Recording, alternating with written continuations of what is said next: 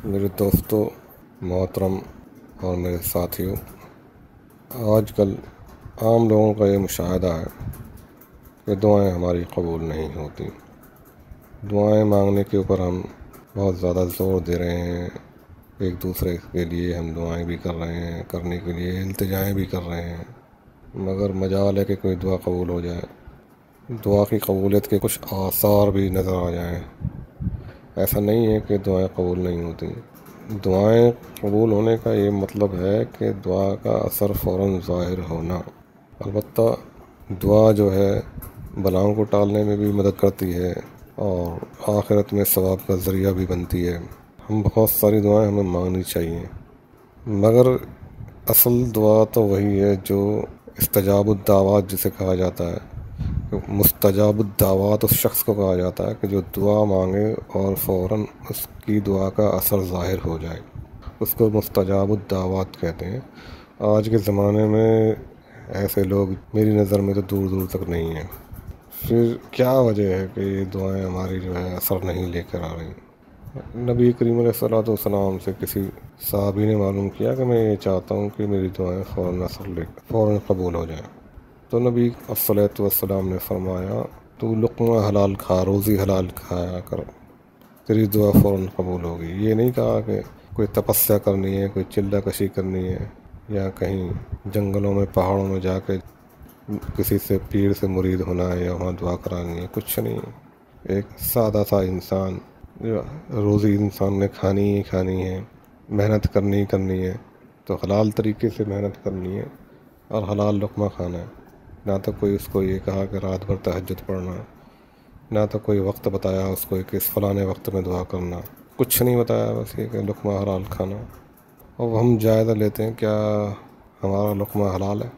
بڑے افسوس کے ساتھ کہنا پڑے گا مجھے کہ شاید ہی کسی کا لقمہ حلال ہو اس ٹائم۔ ایک جو گناہ بڑے پیمانے پہ اکثریت اس میں ملوث ہے، وہ ہے دہیج کا لین دین۔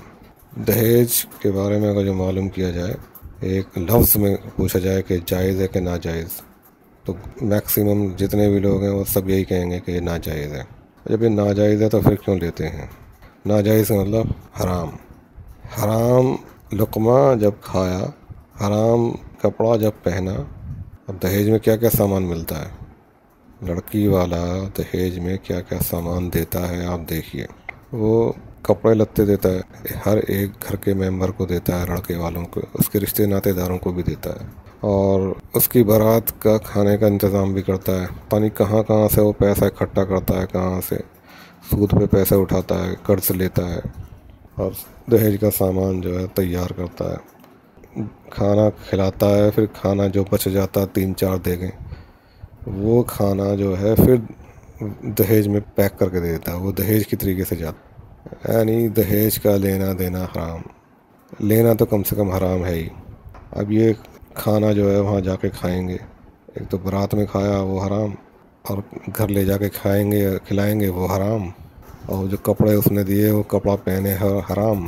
اب اس کپڑے کو پہن کے اس کھانے کو کھا کے دعائیں مانگیں گے، کہاں سے دعائیں قبول ہوں گی؟ کیسے دعائیں قبول ہوں گی؟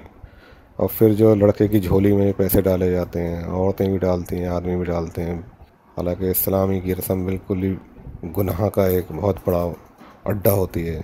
غیر محرم عورتوں کو جو ہے جمع کر دیا جاتا ہے، بے شرمی کی ایک انتہا اس میں دیکھنے کو ملتی ہے۔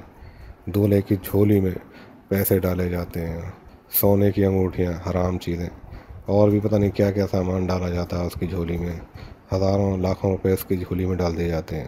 مہر کا کوئی ذکر نہیں، مہر 4-5 ہزار 10-12 ہزار، اور دولہے کی جھولی میں ڈالے گئے لاکھوں روپے۔ مہر لکھی گئی اور جو جھولی میں ڈالا گیا وہ نہیں لکھا گیا، اس کا کوئی ذکر نہیں مولوی صاحب نے کیا۔ اب اس پیسے کو لے کے، جھولی میں ڈالے ہوئے پیسے کو لے کے اگلے دن ولیمہ کرتا ہے، کہتے سنت ہے ولیمہ۔ نکاح بھی سنت ہی تھا۔ ایک سنت کے بھی کچھ ارکان ہوتے ہیں، طریقے ہوتے ہیں، کیا بس کسی کو نام دے دیا سنت کا، اس کے بعد چاہے جو کرو؟ ولیمے کی بھی کچھ سنتیں ہیں، کچھ اصول ہیں، سنت کی بھی سنتیں ہوتی ہیں۔ اگلے دن ولیمہ ہو رہا ہے، بڑے پیمانے پہ یا چھوٹے پیمانے پہ جو بھی ہے، جو سامان مال وہاں سے ملا تھا لڑکی والے کے یہاں سے، اس کو بھی اس میں شامل کر لیا جاتا ہے۔ اس میں بھی طرح طرح کے کھانے، لوگ آتے ہیں کھانا کھاتے ہیں، مولوی صاحب آتے ہیں، مفتی صاحب آتے ہیں، مدرسے کے بچے آتے ہیں، سب آتے ہیں، سب کھاتے ہیں۔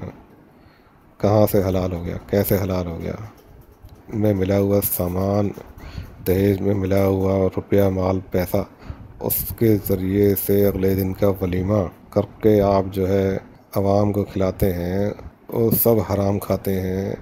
دعائیں کیسے قبول ہوں گی؟ پھر آپ ان سے دعاؤں کے لیے کہتے ہیں، طلباء سے، مدرسوں سے، علماء سے کہ دعائیں کرنا، دعائیں کہاں سے قبول ہوں گی؟ اور یہ جو ہے مدتوں چلتا ہے سلسلہ، کہ جب تک وہ حرام کا پیسہ رہے گا، حرام کا بیڈ جس پہ سوتے ہیں میاں بیوی، حرام کی وہ گاڑی جس میں گھومتے پھرتے ہیں، بھائی یہ حرام کا سلسلہ پتہ نہیں کتنے سال، 10-20 سال چلتا ہے۔ کہاں سے دعائیں قبول ہوں گی؟ ہوگی نہیں۔ کرتے رہو دعائیں، حرام چیزیں کھاتے ہیں، دعائیں مانگتے ہیں، قبول ہو رہی ہے؟ استغفار کرو، توبہ کرو کہ آئندہ ایسا نہیں کریں گے، اور جو سامان لے لیا ہے اس کی قیمت کیلکولیٹ کرو اور واپس کر کے آؤ لڑکی والے کو، تب اس کا کفارہ ادا ہوگا۔ ایسے توبہ کرنے سے کام نہیں چلے گا کہ توبہ کے نفل پڑھ لیے، کفارہ ادا ہوگا اس کا کہ وہ سارے کے پیسے کیلکولیٹ کر کے اس کو دے کے آؤ، جو بھی جھولی میں ڈالے ہیں، سونے چاندی اور گھڑیاں، سوٹ اور بوٹ اور یہ کھانے پینے سب۔ اور جب رخصتی کر کے لے کے آتے ہیں، دلہن مائکے جاتی ہے تو سامان لاد لاد کے لے کے آتی ہے، لانا پڑتا ہے، تو کہتے ہیں کہ جو کچھ دے رہا اپنی بیٹی کو دے رہا۔ ارے بیٹی کو کوئی نہیں دے رہا، بیٹی کی وجہ سے دے رہا ہے تم جیسے ظالموں کو۔ شرم کرو، اللہ سے ڈرو۔